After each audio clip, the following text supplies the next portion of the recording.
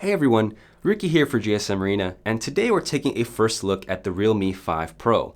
This is the higher end of both Realme 5 models announced today, but the Pro does have a few advantages and a couple of minor trade-offs. Shall we take a closer look?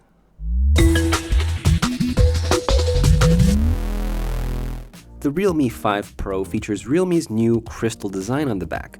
This holographic effect can be found on both the crystal blue and crystal green model that you see here.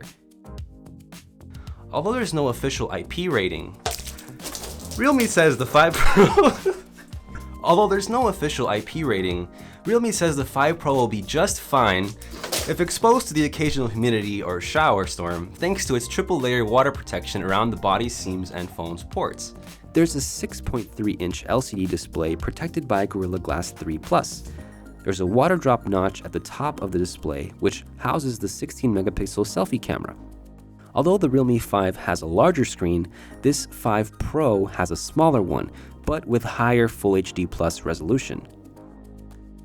The performance on the Realme 5 Pro is thanks to the Snapdragon 712.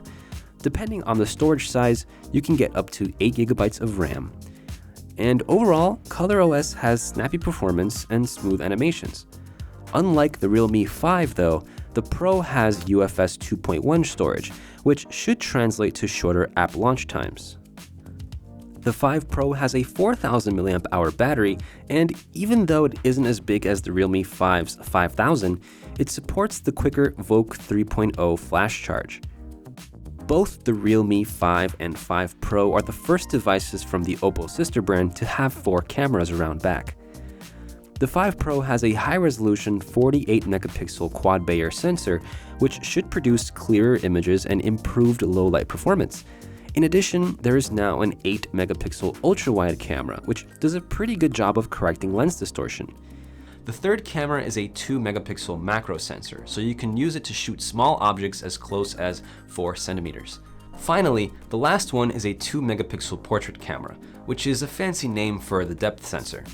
The front-facing 16-megapixel selfie camera can also bin pixels for better low-light performance, and our first impressions with indoor selfies show promising results.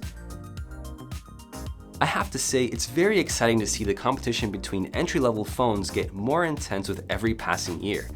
Realme is continually delivering more value at the entry-level price, and Xiaomi's Redmi brand is definitely feeling the heat.